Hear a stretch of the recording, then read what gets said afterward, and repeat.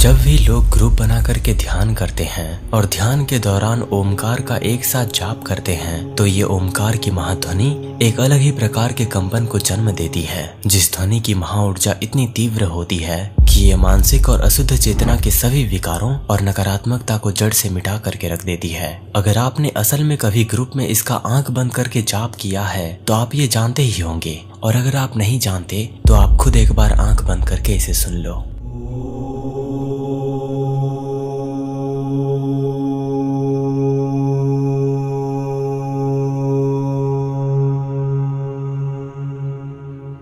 स्वामी शिवानंद लिखते हैं कि जब वो नाद योग की गहराइयों में उतरे तो उन्होंने कई प्रकार की ध्वनियां सुनी। यहाँ पर वो लिखते हैं कि वो 1 से 10 चरणों तक अलग अलग प्रकार की ध्वनियां सुनते गए, पर जब वो 7वें चरण में पहुंचे तो उन्हें एक रहस्यमय ज्ञान की प्राप्ति हुई। 8वें चरण में उन्हें परावाक यानी कि सुप्रीम वर्ड सुनाई दिया। 9वें चरण में उन्होंने दिव्य दृष्टि प्राप्त कर ली थी और आखिरी और 10वें चरण में उन्होंने नाद ब्रह्म यानी कि परम ब्रह्म का एहसास कर लिया था। इन्होंने जो भी नाद योग के विषय में बोला है दोस्तों, वो सब कुछ हम आगे वीडियो में जानेंगे, तो बने रहिए अंत तक।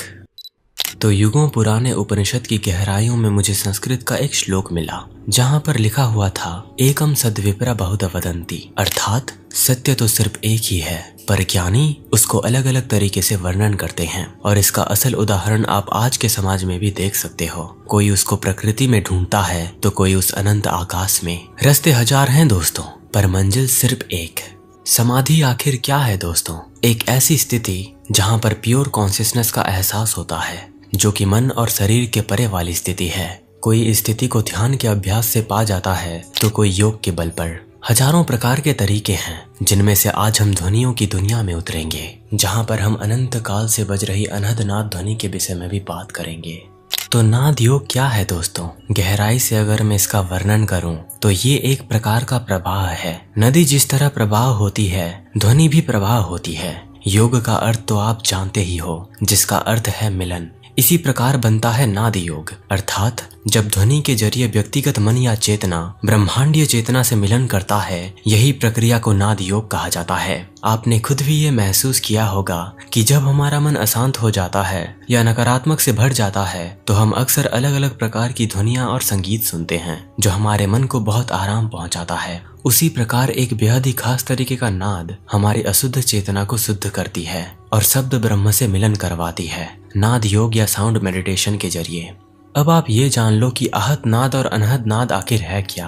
आहत नाद वो साउंड होती है जो किसी प्रकार के वस्तु से टकराने के बाद प्रोड्यूस होती है, और अनहद नाद वो साउंड है जो बिना किसी भी वस्तु के टकराव के अपने आप उत्पन्न होती है। इसे अनस्ट्रक साउंड भी कहा जाता है। कई लोग ये भी मानते हैं कि इस अनंत ब्रह्मांड में एक ध्वनि हर वक्त गूंजती रहती है, जिसे गहरे ध्यान की अवस्था में सुना जाता है। कई लोग इसको ओमकार भी कहते हैं। इसे ही अनहद नाद का दर्जा भी दिया गया है। अगर आपने यूनिवर्सल लॉ ऑफ वाइब्रेशन के बारे में सुना है तो आप ये ऑलरेडी जानते हो कि मानव डीएनए से लेकर बैक्टीरिया और कीड़े तक, पृथ्वी से लेकर सौर मंडल और दूर की आकाश गंगाओं तक, और नवजात तारों से लेकर ब्लैक होल तक, हर चीज की अपनी ध्वनि और संगीत होती है। ये पूरा का पूरा अनंत ब्रह्मांड अपनी लय और आवृत्ति के साथ गुनगुनाता है, और जब हम ब्रह्मांड की आवृत्ति के साथ गुनगुना सकते हैं तो हम उसके साथ एक हो जाते हैं और नाद योगी में बदल जाते हैं। जरा कल्पना करके देखो, ध्वनि के जरिए अपने चेतना और मन को इस अनंत ब्रह्मांड के लय में नृत्य करवाना, जिसे जब एक नाद योगी चख लेता है तो वो ये नृत्य अनंत काल तक करना पसंद करेगा।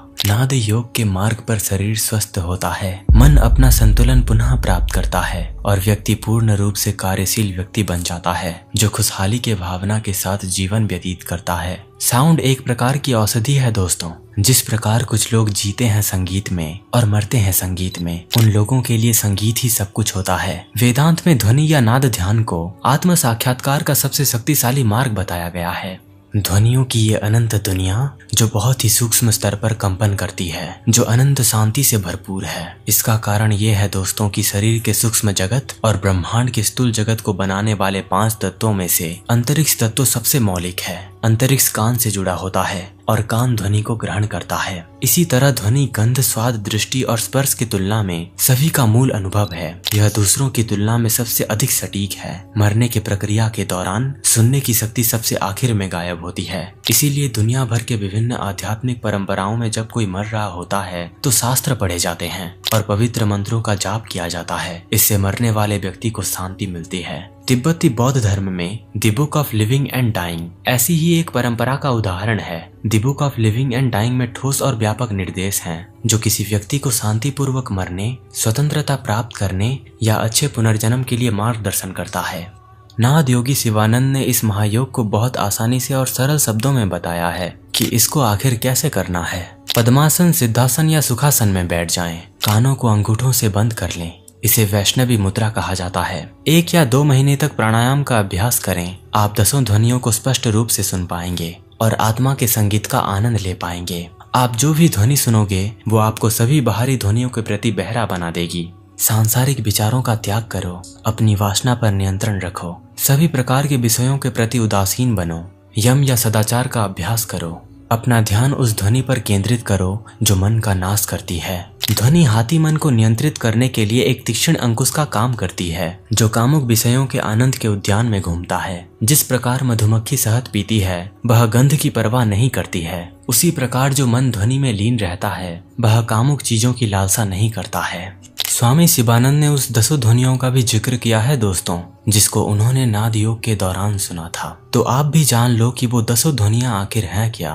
पहली ध्वनि चीनी है, दूसरी चीनी चीनी है, तीसरी घंटी की ध्वनि है, चौथी शंख की ध्वनि है, 5वीं बीणा की ध्वनि है, 6ठी झांझ की ध्वनि है, 7वीं बांसुरी की ध्वनि है, 8वीं ढोल की ध्वनि है, 9वीं मृदंग की ध्वनि है और 10वीं गड़गड़ाहट की ध्वनि है। दाहिने कान से आंतरिक ध्वनि को सुने। अपनी एकाग्रता को स्थूल ध्वनि से सूक्ष्म ध्वनि की ओर मोड़े। मन शीघ्र ही ध्वनि में लीन हो जाएगा। 7वीं ध्वनि में आपको गुप्त बातों का ज्ञान होगा।